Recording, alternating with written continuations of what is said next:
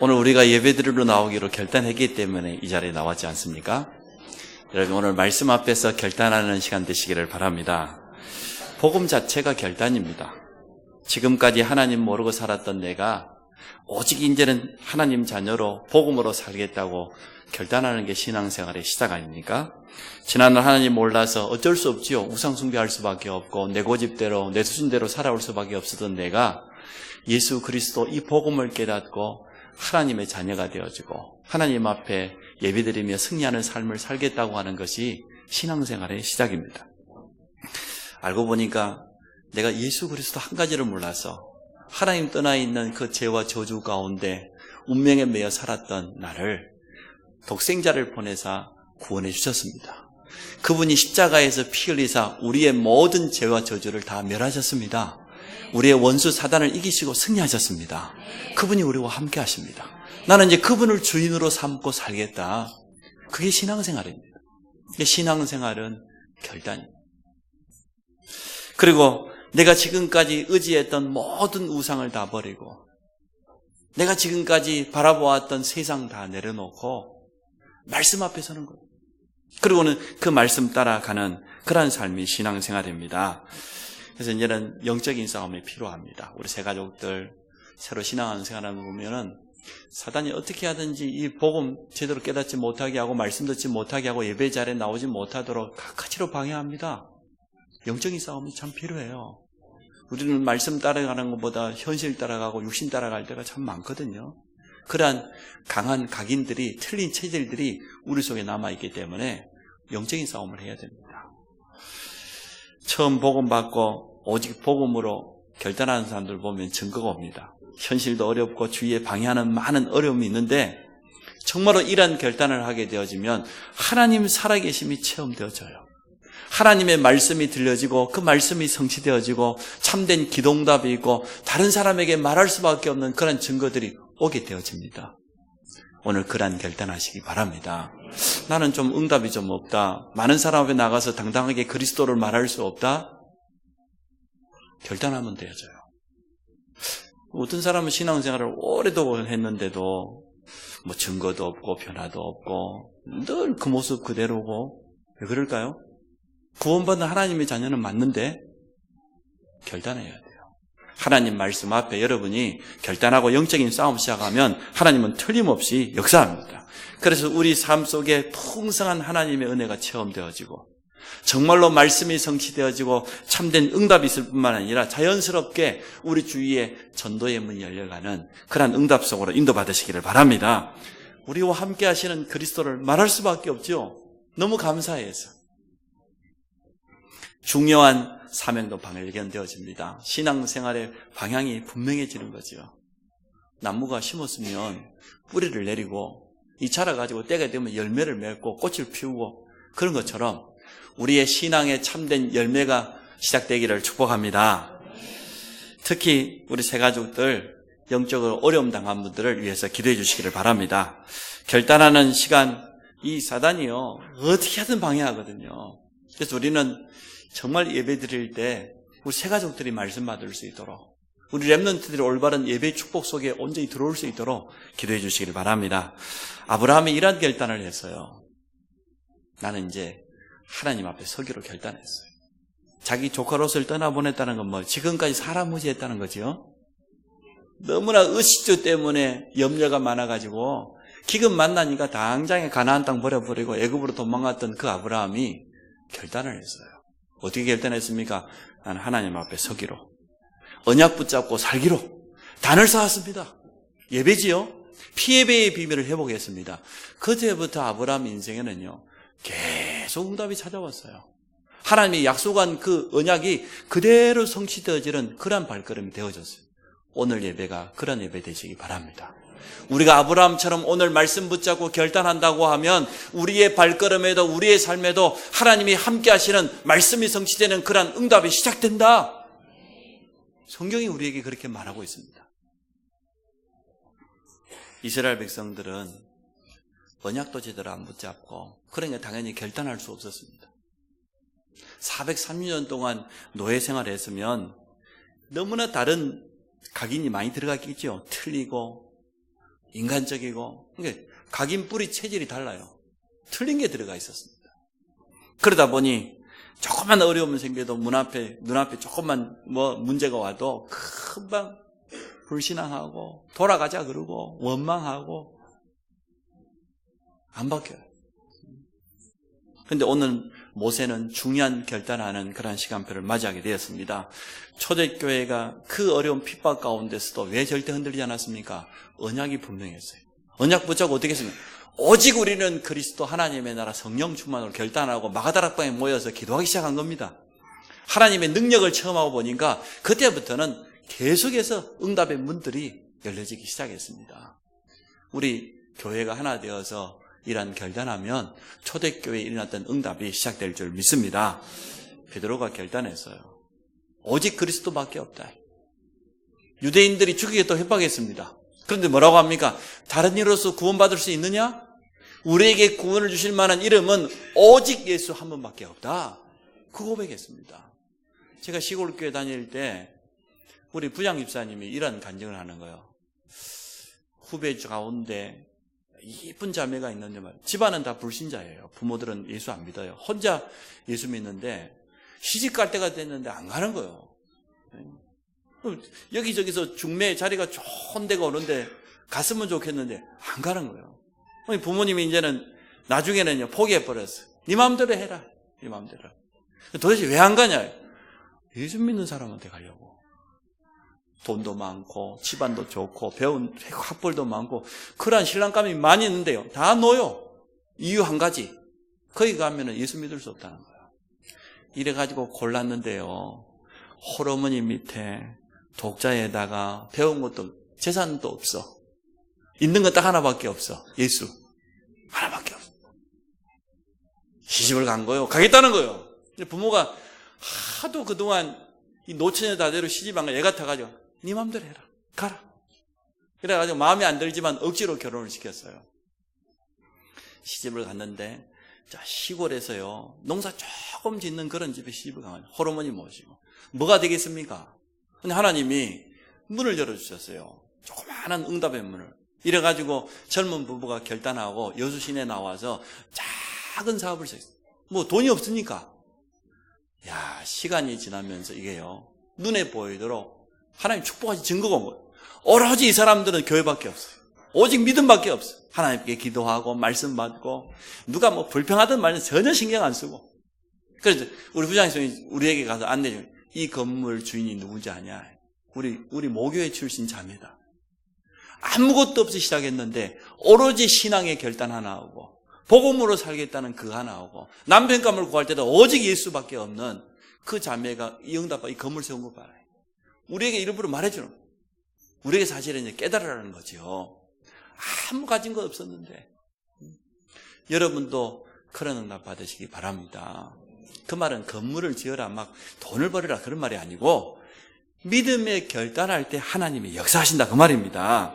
우리 자신의 영적인 문제가 지난날 많이 있었지 않습니까? 우리 가정과 가문의 부모에게 있어 영적인 문제 후대까지 내려오고 결단해야 안 되겠습니까? 우리 자녀들까지 이런 어려움 당한다면 되겠습니까? 이스라엘이 지금 후대들이 얼마나 어려움 속에 있는데 결단하지 못하고 있어요. 그래서 오늘 제목이 우리의 결단입니다. 위기를 모르는 사람들. 착각이죠. 이스라엘이 위기를 몰랐습니다. 하나님의 백성이 우상국가 애굽에 지금 430년 동안 노예되어 있는 그 현실을 제대로 보지를 못했어요. 눈이 안 열린 거예요. 정말로 제대로 눈이 열렸다고 하면 어떻게 되겠습니까? 우리가 죽더라도 나가자 이렇게 돼야 될 것 아닙니까? 일제시대 36년 동안 우리가 나라를 빼앗겼을 때에 생각이 있는 사람은 어떻게 했습니까? 자기 재산 다 내놨어요.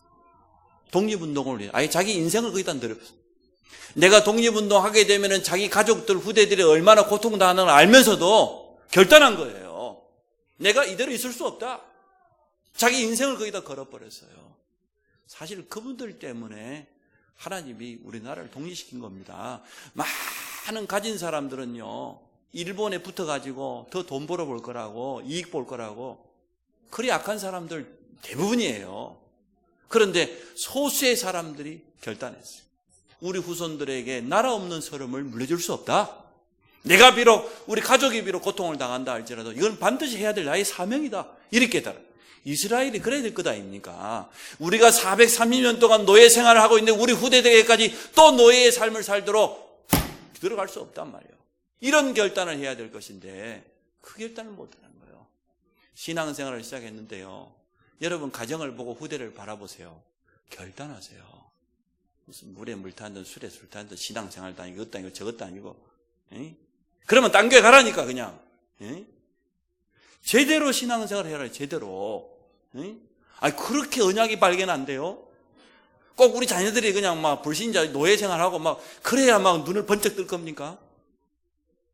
눈을 떠라 눈을. 뭐 심심하면 찔찔 짤 싸고 지금 배가 불러가지고 초대교회는 뭐 죽을 둥 살 둥 이렇게 신앙생활 했는데 뭐 마음껏 예배드리고 마음껏 하고 싶은 말 다 하고 가을 할 때 안 갈 때 다 나가는 그러한 시대를 맞이했는데 뭐가 아쉬워요? 뭐가 서러워요? 글쎄 지금 정신을 똑바로 차리고 안 하고 오늘 내가 왜 이런지 모르겠네.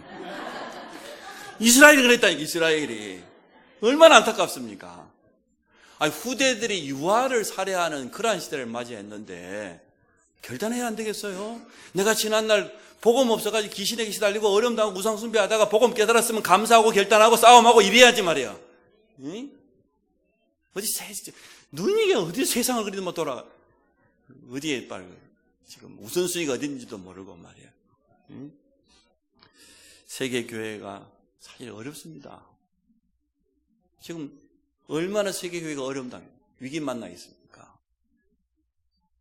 복음은 힘해져 가고 복음만이 살 길인데 복음이 없어요.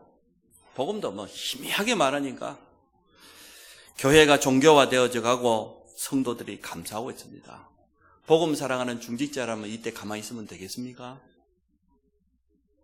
교회의 지도자들은 자리 욕심하고 교권에 욕심내고 종교 통합한다고 기독교는 종교가 아니에요. 생명이에요. 어떻게 생명하고 종교하고 같이 통합을 합니까?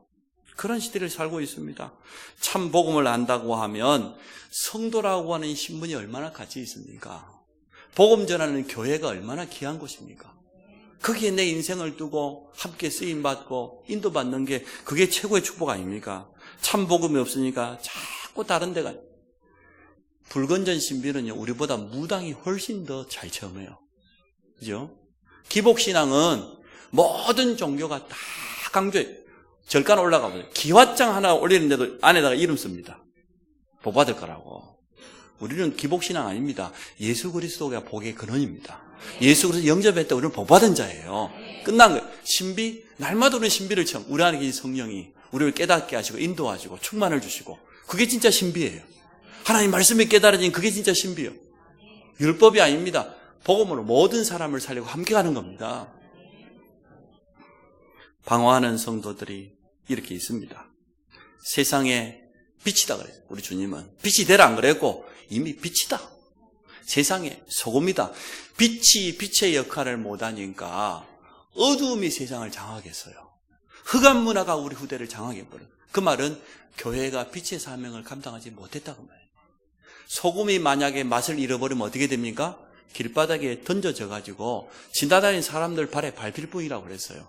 실제로 우리 한국교회, 세계교회가 지금 불신자에게 비난받고 밟히고 있잖아요. 빛과 소금이요.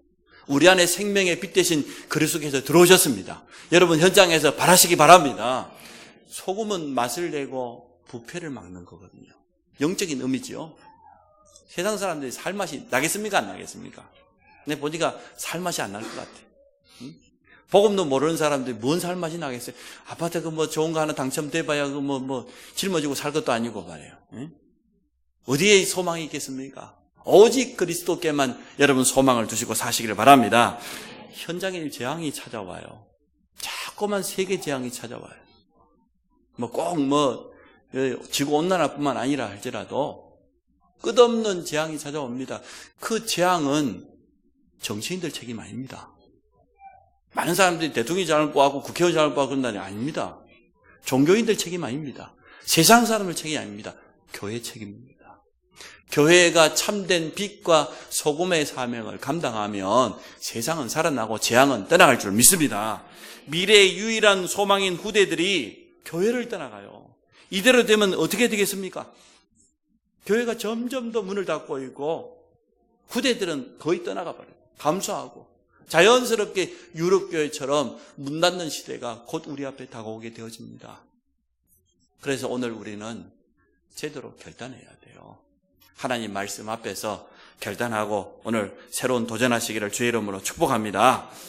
자, 오늘 본문에 보십시오. 모세에게 하나님 찾아서 사명을 주셨지요.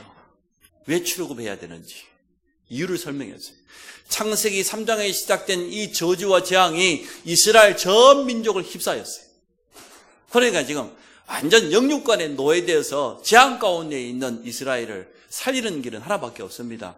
6월절 피 바르고 가나안 가야 돼요. 오실 메시아를 바라봐야 돼요. 그것만이 살 길이에요. 하나님이 살 길을 주신 겁니다. 모세야 가서 이스라엘 백성에게 전해라.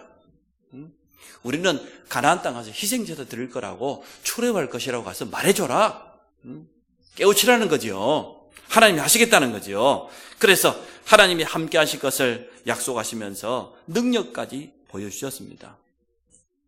능력도 보여주고 하도 말을 못한다니까 내 말이 내 입과 함께 있어서 할 말을 주겠다. 그래도 보낼 만한 자를 보내소서. 참 하나님은 사랑의 하나님이라. 내가 그랬으면 그 주둥이를 그냥 이랬을 건데 하나님 정말 오늘 우리 교동문 했던 것처럼 하나님의 인자심이 영원합니다. 얼마나 하나님이 사랑의 하나님이고요. 인자하신 분인지. 우리가 향한 행위대로 갚으면 여기 살아남을 사람 한 사람도 없습니다. 그렇지요? 그렇게 은혜 받아놓고도 금방 어디가 있고, 사명은 온데간데 없고 그냥 세상에 푹 빠져가지고 그냥 우리가 헌대로 갚으면 여기 지금 살아남을 사람 한 사람도 없다니까 지금. 하나님은 정말 사랑이 하나님. 그래도 참고 견디시고. 저 같았으면 못합니다. 못한다 하지마. 그럴 건데요. 억지로 사실은 길을 떠났죠. 길을 떠나기는 떠났지만 사명을 감당하기 위해서 길을 떠났습니다. 근데 오늘 24절에 보니까 모세가 길을 가다가 숙소에 있을 때에 여호와께서 그를 만나사 그를 죽이려 하신지라. 아니 길 떠났는데 사명 감당하겠다고 나갔는데 그런데 죽이려고 하는 거예요. 왜 그렇습니까? 모세의 가슴 속에는 아직도 남아있는 불신앙이 있어요. 깊이 숨겨져 있지만 여전히 남아있어요. 안 가면 안 될 것 같아요. 억지로 떠나는 거예요 지금. 그래서 그의 아내 시보라가 자녀들에게 할례를 행하는 거 보십시오. 할례가 뭡니까? 언약 백성이라는 표시예요. 하나님의 언약 백성이라는 그 표시를 몸에다가 새기는 거예요. 그래서 할례는 육체적인 언약이에요. 내 몸에다가 하나님의 언약을 새기는 거하고 똑같습니다. 그런데 초대교회까지도 못 깨닫고요. 언약의 주인공되신 그리스도께 오셔서 모든 걸 다 완성했는데도 불구하고 여전히 할례를 행해야 된다. 이방인도 할례를 행해라. 할례 받지 않는 고넬료 이방인의 집에 가서 이 베드로가 복음 전하고 음식 먹었다. 그거 비난. 그걸 율법주의라고 해요. 주인공이 오셨는데도 여전히 남아있는. 그런데 오늘 이 할례는 보통 할례가 아니죠. 그래서 우리에게 뭐라고 했습니까? 마음에다가 할례를 받아라. 여러분 마음에다가 언약을 담으시기 바랍니다. 구약에는 오실 메시아를 바라보고 남자의 몸에다가 할례를 행하기도 했습니다. 이제는 그리스도께서 모든 것을 완성하시고 우리와 함께 하시기 때문에 우리의 마음에다가 우리 중심에다가 하나님의 언약을 담으시기 바랍니다. 죽음 앞에서 모세가 중요한 결단을 하게 되었습니다. 태어날 때부터 죽음의 위기를 겪었었는데 이날 이후로 모세 인생 보세요. 담대했어요. 얼마나 바로왕 앞에 가서 정확하게 하나님의 말씀을 전달했어요. 이스라엘 백성이 그렇게 불신앙했는데 흔들리지 않았어요. 오늘 모세는 대단한 결단을 했습니다. 이때부터 모세의 걸음걸음마다 하나님이 함께 하시는 그런 증거들이 차오게 된 겁니다. 우리가 오늘 이러한 결단하기를 원합니다. 여러분 자신에게 물어보세요. 내가 지금 이 모양 이대로 지금 신앙생활을 계속하면 되겠냐? 한번 물어보세요. 여러분 자신에게. 대답 한번 해보세요. 내가 지금 이 꼬라지 이대로 지금 이대로 하고 있으면 되겠냐? 아마 양심이 있으면 아닌데 이럴 거예요. 하나님의 음성으로 들으시기 바랍니다. 자신이 없는가 대답을 잘 못하네. 자, 세 번째, 우리의 사명과 결단입니다. 하나님께서 지금까지 우리에게 주신 증거를 보세요. 다락방 전도의 운동이 뭡니까?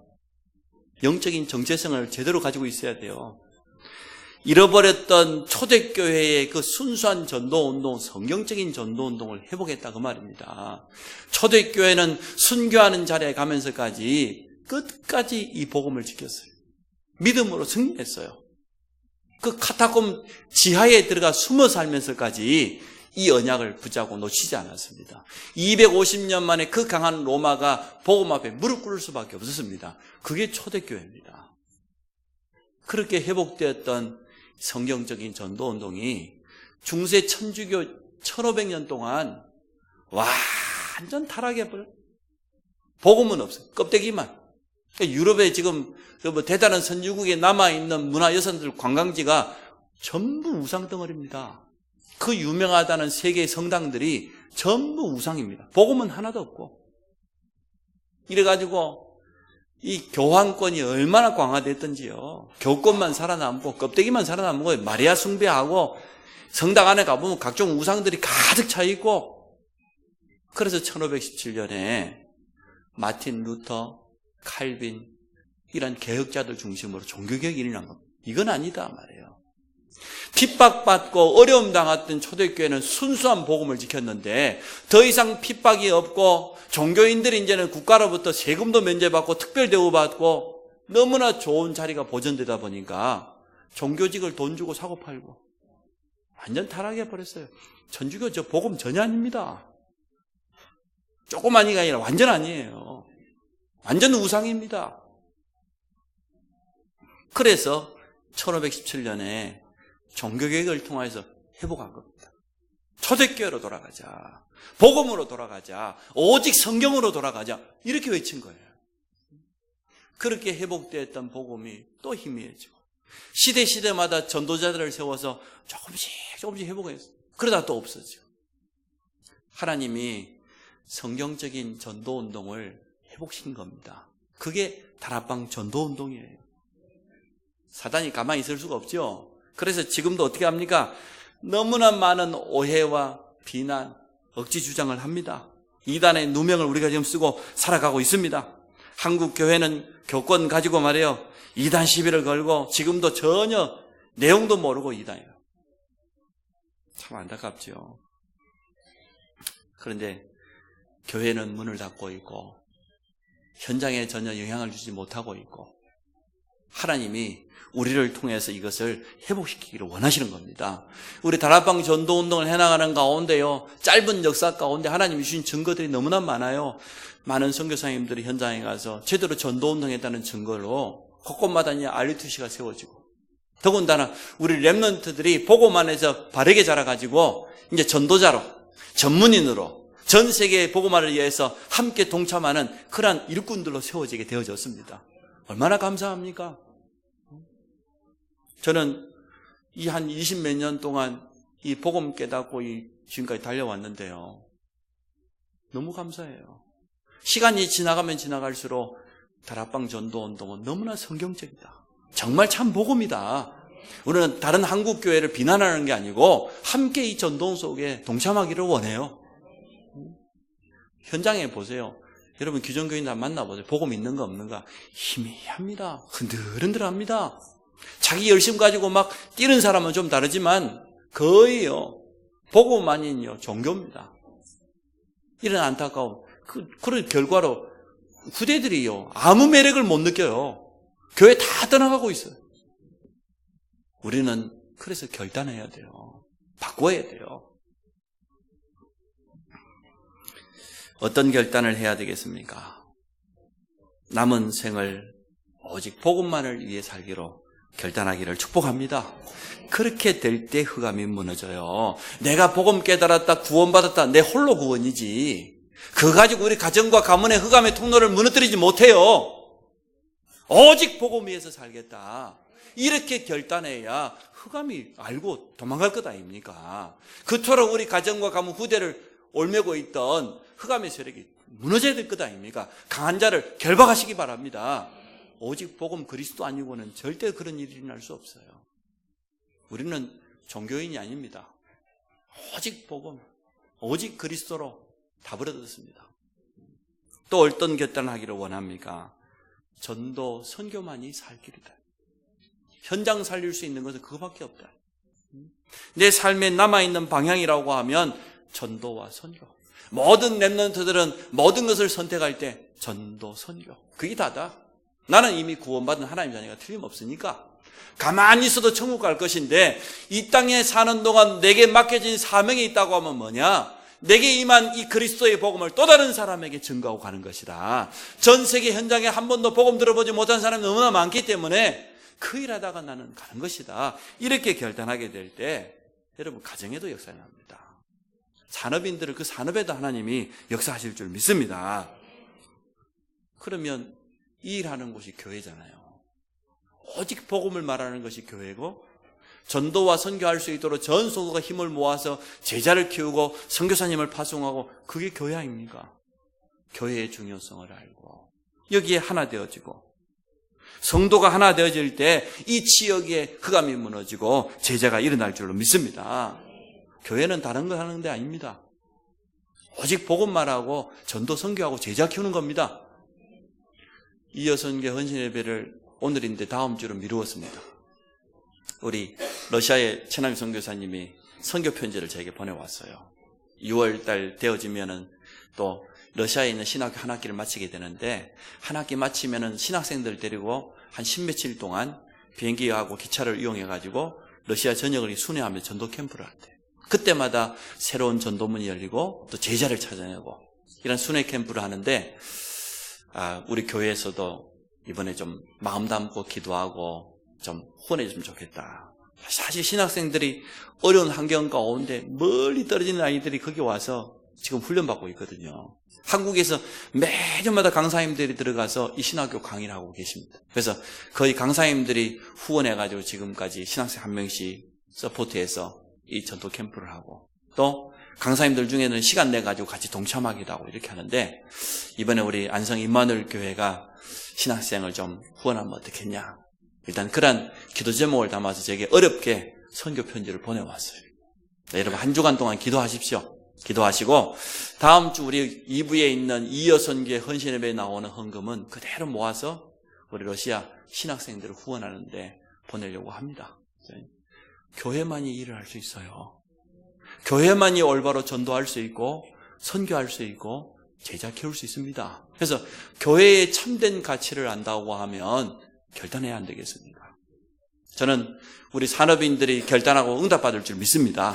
이 지역에 올바로 복음 전하는 예배당을 세워서 흑암 문화를 막고 전도 선교할 수 있는 제자 키우는 그런 증거를 남겨야 된다. 기념비를 남겨야 된다. 이렇게 결단할 때 하나님께서 우리 산업인들의 산업에 역사하실 줄 믿습니다. 또 어떤 결단을 해야 되겠습니까? 미래를 바라보면서 우리 후대를 제자로 준비시켜야 되겠습니다. 그리스도의 제자로 오직 복음만을 말할 수 있는 제자로 그 어떤 어려움이 와도 위협이 와도 굴하지 않고 그리스도만을 말할 수 있는 그런 제자로 키워야 안 되겠습니까? 우리 자녀들이 복음이 희미하다 보니까 대학 가면은 교회 떠나고 세상 나가면 교회 떠나고 중직자 자녀들이 흔들흔들하고 그럽니다. 우리가 결단해야 돼요. 정말 영적인 싸움 싸워야 돼요. 오늘 모세는 그런 결단을 죽음 앞에서 한 겁니다. 하나님께서 이미 사명 가지고 길을 떠나는데 왜 모세를 죽이려고 했습니까? 왜 다시 자녀들의 몸에다가 할례를 통해서 언약을 다시 한번 회복시켰습니까? 이 일이 너무 중요하다고 말이에요.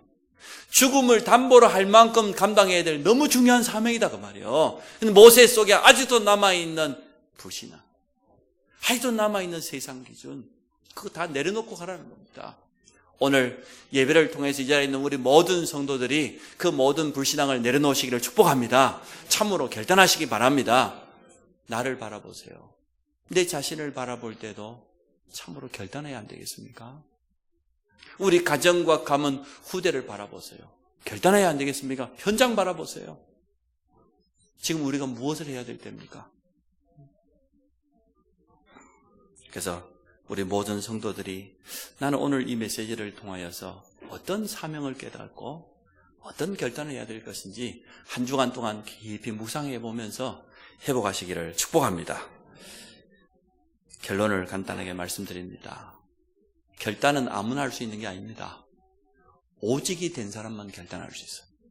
오직 복음, 오직 예수 그리스도만이 살 길이라고 하는 이 결론을 가지고 있어야 결단할 수 있어요. 복음만이 내가 살 길이요. 복음만이 우리 가정과 후대가 살 길이요. 복음만이 현장이 살아날 유일한 답이다. 이스라엘 백성은 오실 메시아를 바라보고 출애굽하는 것만이 유일한 해답입니다. 여러분, 복음 앞에서 결단하시기 바랍니다. 두 번째, 교회 앞에서 결단하시기 바랍니다. 여러분, 제대로 다이어트 하나만 제대로 하려고 해도 결단해야 됩니까? 안 해야 됩니까? 응? 나름대로 결단할 것 아닙니까? 아침은 굶고, 낮에는 계란 2개 먹고, 저녁에는 뭐 먹고, 이렇게 대학생도 결단하고 막 하더라고. 아니, 살 좀 빼는 그것도 결단을 해야 되는데, 이 복음 가지고, 전도 선교의 사명 가지고 살기로 후대 키우려 하는데, 결단 안 해도 되겠습니까? 복음 앞에서 결단하세요.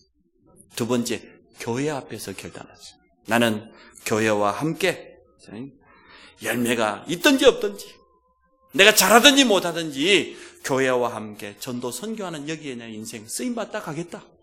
그런 결단하세요. 세 번째, 후대 앞에서 결단하세요. 후대가, 우리 자녀가 나를 보고 뭘 배워야 되겠습니까? 뭘 느껴야 되겠습니까? 정말로 교회를 살리는 주역이요.